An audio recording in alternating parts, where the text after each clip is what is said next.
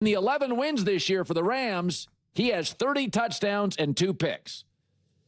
In the Rams' 5 losses, he has 12 touchdowns and 6 picks.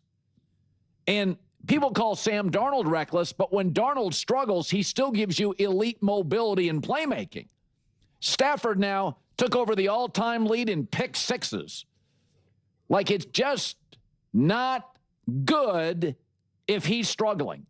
Yesterday at the end of the show, I called it the McVay magic. Sometimes when you watch the Rams, are they great or is McVay just magical? Brandon Staley was McVay's brilliant defensive coordinator until he left the building. Zach Taylor, 10 games under 500 in Cincinnati. He was the next McVay. I hear that defensive coordinator Chris Shula is going to be a head coach. But I just watched Bijan Robinson have his best game as a pro, 9 yards a carry. And they didn't do a lot to adjust at halftime. Is he really a great defensive coordinator? I mean, the bottom line here, if not for an amazing play in special teams by Jared Verse, how close is that game? And here's what's troublesome. Beyond being very dependent on Stafford, is in the last 3 weeks, the Rams defense, second worst in the league in yards allowed per play. I'm not denying Verse is great and Stafford's unbelievably talented and nobody can defend Puka. But it is interesting when you have McVay and Kyle Shanahan in the same division. I talked about this yesterday. Because with both McVay and Shanahan, it's like they're illusionists. Is Brock Purdy really a superstar? Last guy picked in the draft. He plays like it. Is Jawan Jennings really that great? As like a 6th or a 7th round player. Well, he plays like it. Is the Rams' offensive line really that good? Got bullied last night a few times. I mean, they couldn't block the edges. Or is it just, again, the McVay magic? Because what is absolutely clear with LA, there's absolute deficiencies, and they're getting exposed. The O-line, all it takes is one injury. They struggle to protect. The defense, last 3 weeks regressing. Stafford gets reckless. Without Devontae Adams, they absolutely struggle in the red zone. So, and then losing to Atlanta really hurts because they have Atlanta's first-round pick. A couple weeks ago, that thing was like the 8th pick. Well, now that's dropped down to 12th. So beating Atlanta for no other reason to secure a top 10 pick was important. And they were completely worked, out-schemed, out-coached, outplayed, out everything in the first half. And in the second, they still didn't do a great job adjusting. Okay. All right, this is poised to be absolutely phenomenal, as I've maintained a steadfast conviction in the Los Angeles Rams' Matthew Stafford and Sean McVay over the entirety of this campaign. My perspective has been that Stafford, while exceptional, isn't the league's most valuable player. Many within the Rams' faithful and Stafford supporters have levied accusations, claiming, "You're a detractor, you're biased against him." My response has consistently been, that's categorically false. Genuinely, review my previous content. I provide candid analysis. My role isn't to dispense universal, unconditional acclaim to any single franchise. I've even employed Stafford as a comparative benchmark at times, precisely because I have faith in the collective unit and McVay's leadership. Throughout the season, the refrain has been, "You simply dislike Stafford." My counter has always been, I consider Stafford an elite, uniquely gifted quarterback. And now, I have the opportunity to demonstrate this. I can illustrate what genuinely impartial, consistent analysis appears like in this moment. I am thrilled, as I haven't had a significant chance to underscore this point regarding the Rams, particularly because numerous Stafford and Rams enthusiasts assert, you'd only make this argument for a Jalen Hurts, Josh Allen, or similar. Well, prepare yourselves, because we're delving into it now. Before I proceed, Los Angeles Rams fans, you will appreciate my forthcoming commentary. Please take a moment to subscribe. Please ensure you watch this video in its entirety. When you engage in that manner, watching fully and subscribing concurrently, Viewership metrics and subscriber counts experience a dramatic surge. Everything ascends vertically. I cannot overstate this enough. This isn't merely a pursuit of views or subscribers. Naturally, I desire high viewership and a broad subscriber base. However, the core objective is to craft material that audiences authentically wish to consume, enabling me to continue producing the highest caliber Los Angeles Rams content. Content that is truly objective, firmly anchored in reality. So we can perpetuate the most substantive dialogues and establish a community deeply rooted in the sports commentary landscape. I'm not here to promote anything extraneous. No coupon codes for betting platforms or product placements. It's straightforward. Watch the complete video, subscribe. That is the paramount method to bolster this channel. So I sincerely hope you'll consider it. Now, let's dive in. First and foremost, this situation is remarkable. To begin, arguably, no one has championed Sam Darnold more vigorously than I have over the past 2 years. Honestly. For the last 24 months, I was the voice forecasting the Seattle Seahawks' ascent this year before anyone else. Truly, before any other commentator, even linking his potential to Clint Hurt. So, let's establish that context. It's somewhat ironic now to hear discussions about Sam Darnold providing elite mobility that Stafford lacks, and so forth. All right, let's be clear. Stafford did not perform well in this particular contest. He simply did not. The turnovers were present, including a pick six. He narrowly avoided a second interception return for a touchdown. It was far from his best outing by any measure. That said, he still delivered several absolutely astonishing throws and made incredible plays. Could he utilize his mobility to scramble for 80 yards to offset some issues? No.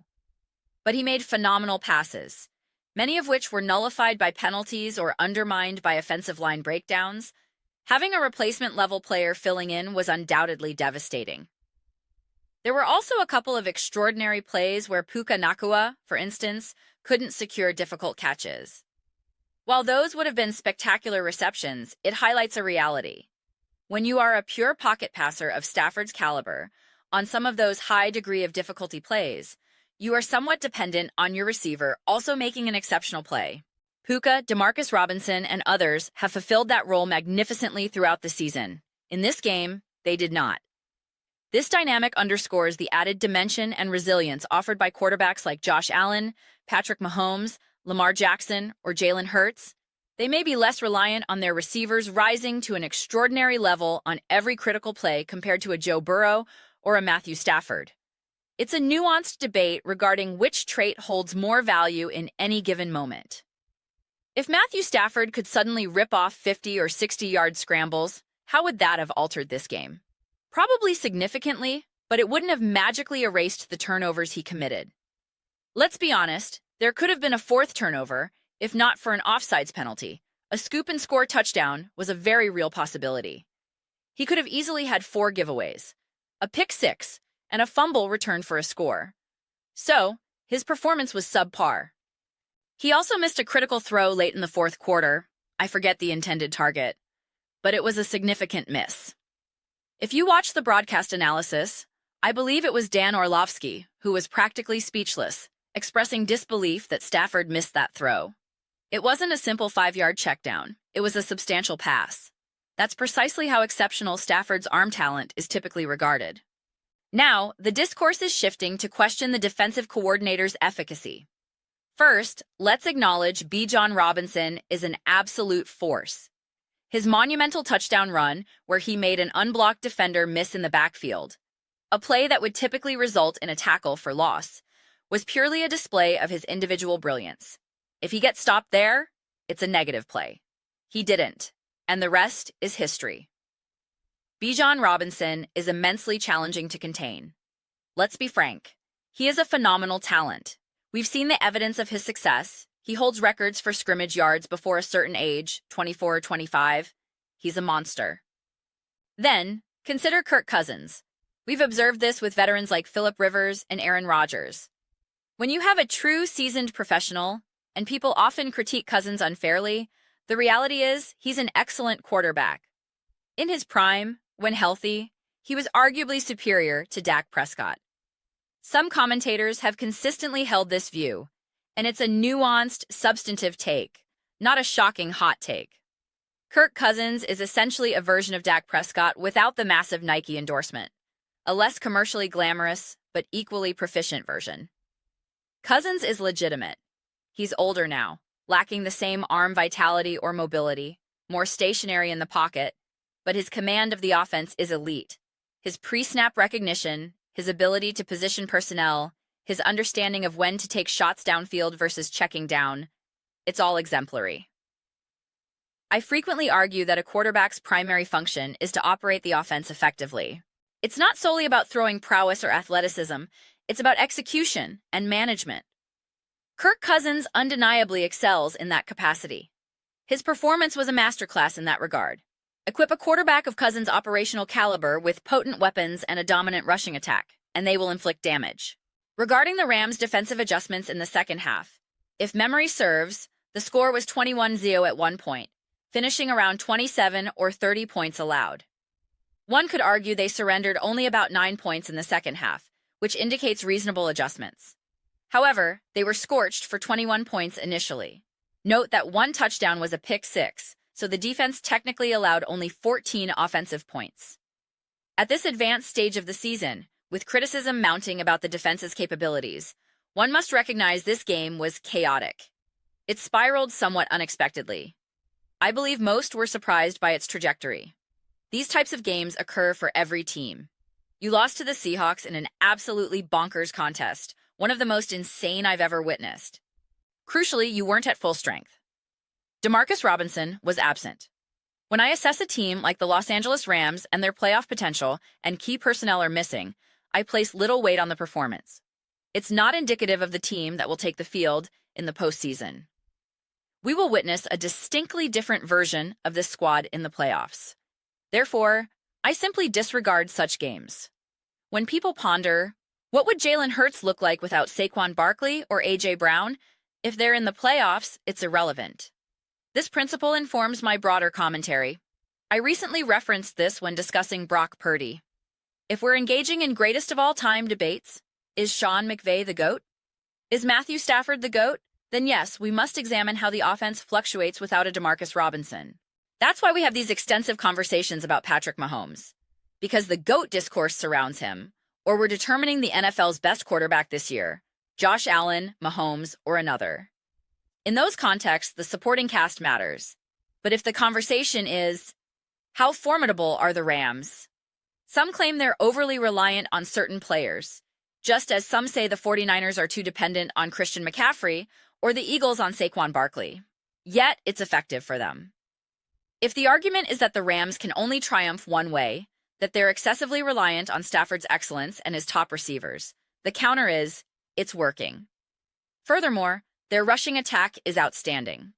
Despite attempts to minimize the run game during MVP discussions, the Rams' ground game is superb. It establishes their passing attack perfectly. Their running backs possess the highest success rate in the league, meaning they consistently gain positive yardage on early downs, reliably setting up manageable passing situations. That is Sean McVay's offensive philosophy in action. Combined, their running backs have accumulated more yards and touchdowns than, for instance, James Cook of the Bills. You cannot realistically demand more from a rushing attack. And Stafford remains elite, special. You are not anticipating Stafford becoming reckless and committing 3 turnovers in a playoff loss. If that occurs, then justifiably, criticism will follow. But I do not foresee that happening. I maintain that this Rams team is among the most perilous and daunting opponents to face because I have faith in their defensive coaching, in Stafford, in McVay, in playmakers like Puka Nacua and Demarcus Robinson. They are a formidable challenge for any adversary. Therefore, while we can critique them following a loss in an insane game against the Seahawks and subsequently a defeat by the Falcons, who may be underrated, they have notched some impressive victories this season, including stifling the Buffalo Bills and Josh Allen. It's a tough, regrettable loss. I do believe, however, that considering how MVP voting typically unfolds, Stafford likely jeopardized his MVP candidacy here. There's a distinction between what I believe should happen and what I think will happen. I'm addressing the latter. Stafford will probably lose the MVP to Drake May. May won his division, his team is a top seed, and their statistical output isn't as disparate as many assume, especially factoring in May's total touchdowns. The difference is marginal. The Patriots are the 2 seed, potentially the 1 seed, while the Rams will likely be the 5 or 6 seed. That's an unfortunate break for Stafford stemming from this game. Addressing the underlying question, are the Rams' Super Bowl aspirations diminishing? We cannot permit such extreme weekly oscillations in evaluation. The Jaguars defeat the Broncos, and suddenly Denver's hopes are fading while Jacksonville is a title favorite. The Patriots lose to the Bills, proving they're not ready, then demolish the Jets, and are again considered contenders. The Rams enter the Seahawks game. A win makes them the 1 seed and instant favorites. They lose that thriller and then fall to the Falcons, and suddenly their credentials are inflated. The 49ers, previously dismissed, beat inferior opponents and skepticism emerges. They defeat the Bears, and they're suddenly top seed material. The Bears have an incredible game against the 49ers, and narratives swing wildly. This extreme volatility week to week is unsustainable. While you must remain open-minded and avoid rigid conclusions formed in Week 7, you also cannot perpetually vacillate between these polar extremes. As I expressed in my post-game remarks, if you possess genuine confidence in the Los Angeles Rams, Sean McVay, Matthew Stafford, and company, a singular game like this, from my vantage point, should not materially alter your stance. It simply shouldn't. But these are merely my viewpoints. I am exceedingly eager to hear yours. What are your thoughts concerning the Los Angeles Rams and Matthew Stafford? Are their championship hopes receding? Share your perspectives below. I read every single comment. Whether you concur or dissent, let's engage in dialogue. Let's have spirited debates, but ultimately, let's enjoy the exchange. Please consider subscribing. We are fostering an incredible community here, and I would be delighted for you to join. I aim to build something we all feel connected to, something we are genuinely excited to participate in. I believe we are making significant progress toward that goal. Please also remember to like this video. It substantially assists with visibility and the platform's algorithm. Thank you profoundly. Until next time.